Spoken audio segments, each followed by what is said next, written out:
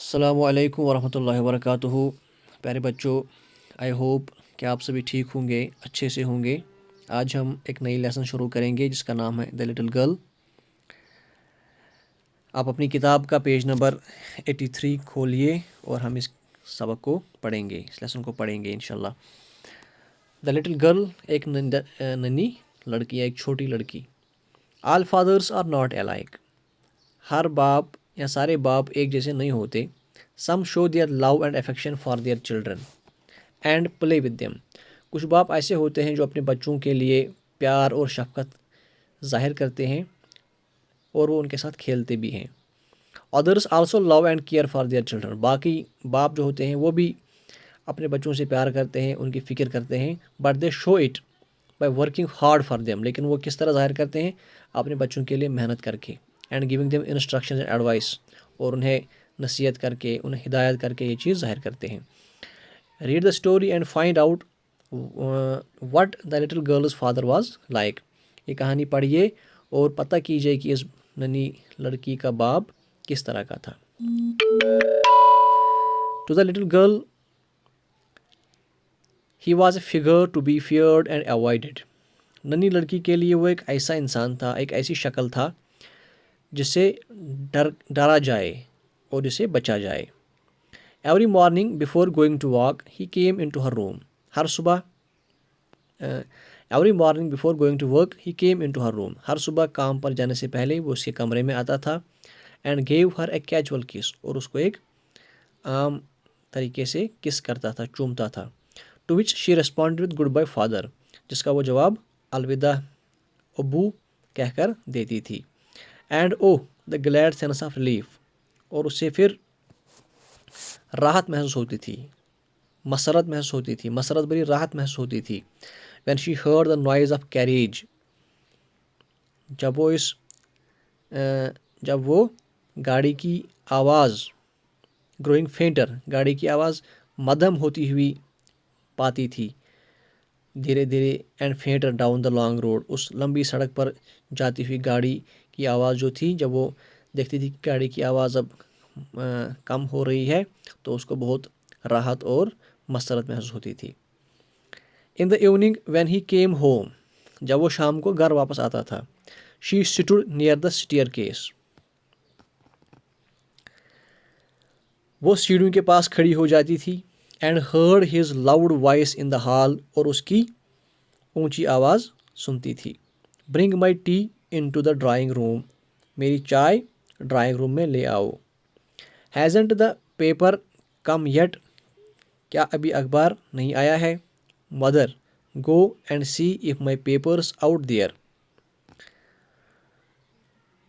ماں جا کر دیکھو کہ میرا اخبار تو نہیں پڑا ہے باہر۔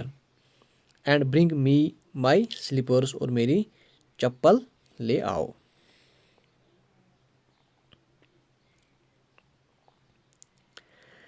کیزیا، mother would call to her, if you are a good girl you can come down and take off father's boots. Kezia, mother would call to her, ماں اسے پکارتی تھی۔ If you are a good girl, اگر تم ایک اچھی لڑکی ہو، یو کین کم ڈاؤن، تم نیچے آ سکتی ہو، and take off father's boots, اور اپنے والد کے جوتے اتار سکتی ہو۔ Slowly the girl would slip down the اسٹیئرس، آہستہ آہستہ لڑکی سیڑھیوں سے نیچے آتی تھی۔ مور سلولی سٹل، اور بہت آہستہ آہستہ۔ اکراس دا ہال کو پار کرتی۔ And push open the drawing room door, اور پھر بیٹھک کا دروازہ دھکیلتی ہوئی کھولتی تھی۔ By that time he had his spectacles on, اس وقت تک اس نے اپنا چشمہ لگا لیا ہوتا تھا، یعنی کہ اس کے باپ نے اپنے اسپیکٹیکلز لگائے ہوتے تھے۔ And looked at her over them in a way that was terrifying to the little girl, اور وہ اس کے اوپر سے اس بچی کو دیکھتا تھا، اس طرح دیکھتا تھا کہ اس لڑکی کو ڈر لگتا تھا۔ وہ اس کا دیکھنا اس لڑکی کے لیے ڈرا دینے والا ہوتا تھا.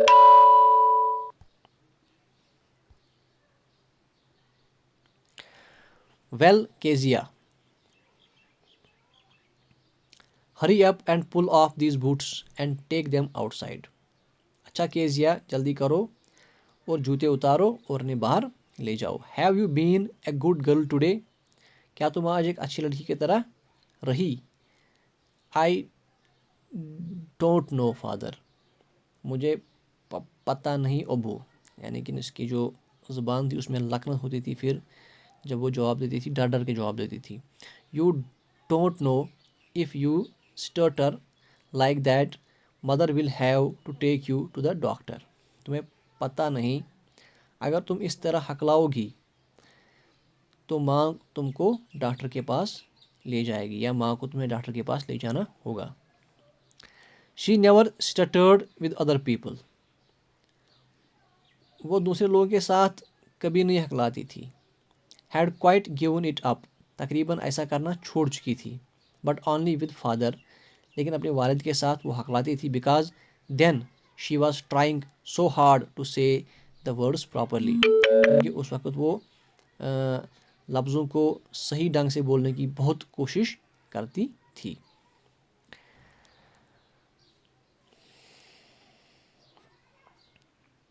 What is the matter?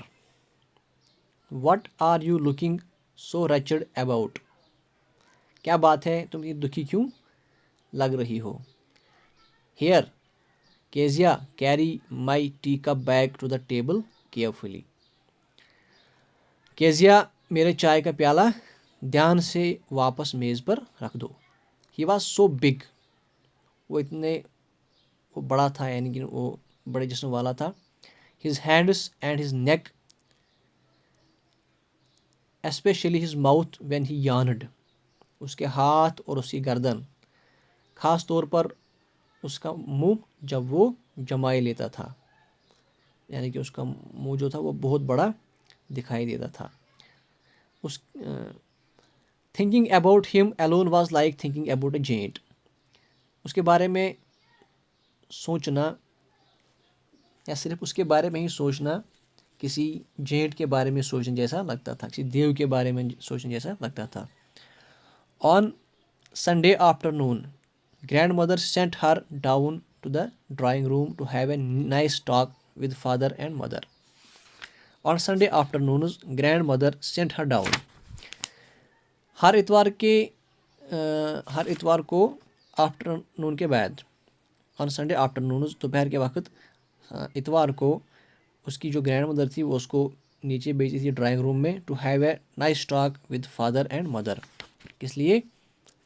اپنے ابو اور امی کے ساتھ اچھی طرح بات چیت کرنے کے لیے. But the little girl always found mother reading and father stretched out on the sofa. مگر جو یہ بچی تھی یہ ہمیشہ اپنے ماں کو پڑھتے ہوئے پاتی تھی اور ابو جو تھا اس کو صوفے پر لیٹے ہوئے پاتی تھی. یعنی کہ اس کی جو ماں تھی وہ ہمیشہ پڑھ رہی ہوتی تھی اور اس کا ابو صوفے پہ لیٹا ہوتا تھا. His handkerchief on his face. اس کی جو رومال تھی وہ اس کے منہ پر ہوتی تھی.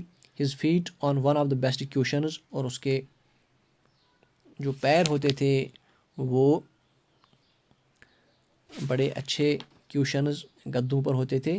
Sleeping soundly and snoring. وہ بڑے گہری نیند میں سویا ہوتا تھا اور خراٹے لیتا تھا.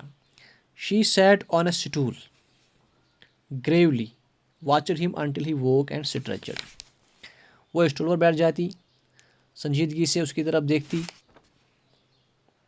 until he woke جب تک وہ جاگ جاتا, and stretched اور انگڑائی لیتا, and asked the time, then looked at her اور پھر وقت پوچھتا اور اس کی طرف دیکھتا.